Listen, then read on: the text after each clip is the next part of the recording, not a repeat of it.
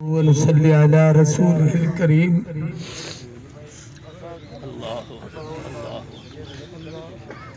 أما بعد فأعوذ بالله من الشيطان الرجيم بسم الله الرحمن الرحيم كل نفس ذائقة الموت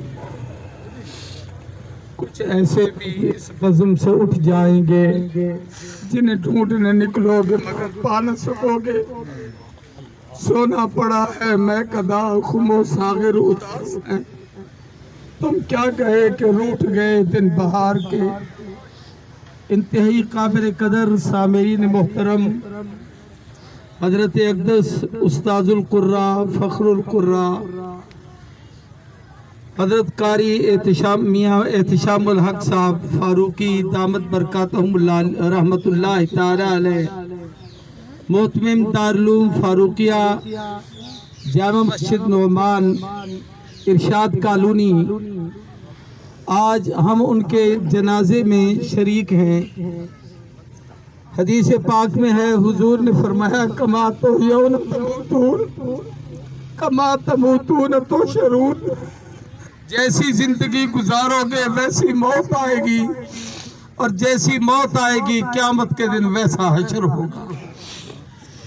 یہ جیتی جاگتی ایک تصویر ہے کہ حضرت صاحب کی قاری صاحب کی ساری زندگی علماء کے ساتھ، اساتذہ کے ساتھ، قراء کے ساتھ، حفاظ کے ساتھ، مدارس کے ساتھ، دینی اداروں کے ساتھ، جامعہ عبداللہ ابن مسعود میں ایک بڑا محبت کا وقت گزارا. ہمارے حاجی خلیل صاحب کھڑے ہیں، ان کے مدرسے میں ایک عرصے تک وہاں پر پڑھاتے رہے. سینکڑوں ان کے شاگرد پاکستان میں بھی اور ملک کے باہر بھی. بلکہ مجھے جو رات 3:30-4 بجے کے قریب اطلاع ملی وہ پاکستان سے نہیں، باہر سے کسی آدمی نے فون کر کے یہ خبر دی. میں حیران ہو گیا کہ یہ کیا ہے. تو میں عرض یہ کرنا چاہتا ہوں کہ جیسی زندگی قرآن والی گزاری، اللہ نے موت بھی ویسی دی کہ عام طور پر رات کو تلاوت کرتے ہوئے مسجد میں آ جاتے تھے اور تہجد پڑھ کے پھر سوتے تھے وہیں پر بھی.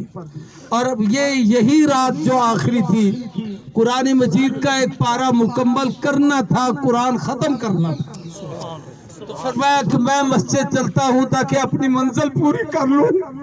شاید رب کا قانون یہ تھا کہ تو یہ منزل بھی پوری کر لے. تو قرآن مجید کی تلاوت کی، وہیں طبیعت خراب ہوئی، وہیں پر گاڑی لے آئے اور مسجد میں ہی روح قبض ہوئی.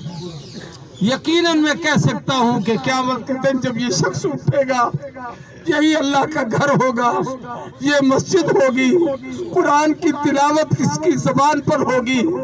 آخرت کی نجات کا اس سے بڑا سامان اور کسی کے پاس کیا ہو سکتا ہے. حضرت قاری صاحب نے پوری زندگی عقیدہ ختم نبوت کے لیے بہت بڑا کام کیا. 2 باتیں وہ عام طور پر کرتے تھے. ہر سال 7 فروری کو مقدمہ بہاولپور 1935 میں جو مسلمانوں کے حق میں ہوا تھا، جس کو آج اور آپ ہم لوگ بھولے ہوئے ہیں، اس حوالے سے مستقل ایک اجتماع کرتے تھے. اسی سال 7 ستمبر کو بھی عقیدہ ختم نبوت کا تحفظ جو قومی اسمبلی میں ہوا تھا، اس حوالے سے بھی حضرت قاری صاحب نے اجتماع کیا. یہ ختم نبوت اور محبوب کے ساتھ ان کی محبت اور وابستگی تھی. صحابہ کے ساتھ محبت کی کیفیت یہ تھی، ہر اجتماع میں ان لوگوں کو خاص طور پر بلاتے جو اصحاب رسول کے ترانے پڑھتے اور ان کا ذکر خیر کرتے. اساتذہ اور علماء اور اولیاء کے ساتھ ایک بڑا ان کا محبت کا تعلق تھا. مجھ سے پہلے جیسے مولانا فرما رہے تھے، آخری گزارش یہ ہے کہ ان کا صاحبزادہ عزیز حافظ محمد معاویہ ماشاءاللہ نوجوان ہیں، داڑھی ہے، اور یہ والد نے اپنی زندگی میں شاید رب کی طرف سے ایسے تھا کہ اس بیٹے کی اتنی تربیت کر دے کہ تیرا جانشین بنے. آج اس بچے نے اس مسجد کو سنبھالا ہوا ہے، اس مدرسے کو بھی سنبھالا ہوا ہے.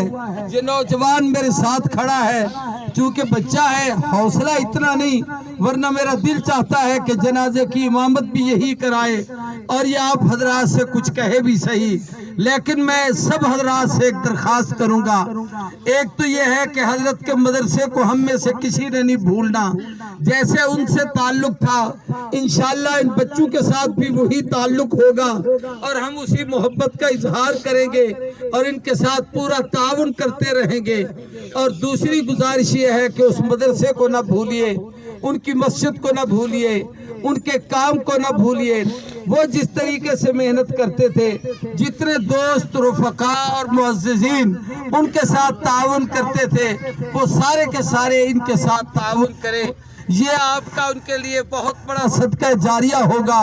اللہ تبارک و تعالی حضرت کے درجات بلند فرمائے، تمام پسماندگان کو صبر جمیل کی توفیق عطا فرمائے۔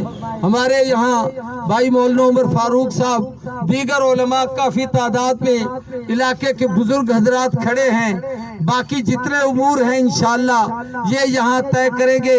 یہ فیصلہ ہو چکا ہے کہ حضرت کی جگہ پر انہی کا بیٹا اسی مدرسے کا محتمم بھی ہے اور اسی مسجد کا امام اور خطیب بھی ہے، اور یہ سارا نظام یہ چلائے گا، اس کی سرپرستی مقامی علماء کرام مشائخ عظام وہ حضرات کریں گے۔ باقی سب حضرات اپنی اپنی صفوں میں آ جائیں۔ سب حضرات نے دیدار کر لیا ہے، پلاٹ پیچھے کچھ جگہ خالی ہے، یہاں اتنا رش نہ کریں تاکہ ترتیب کے ساتھ جنازہ ادا ہو سکے۔ نماز جنازہ میت کے لیے دراصل بلندی درجات کی دعا ہوتی ہے۔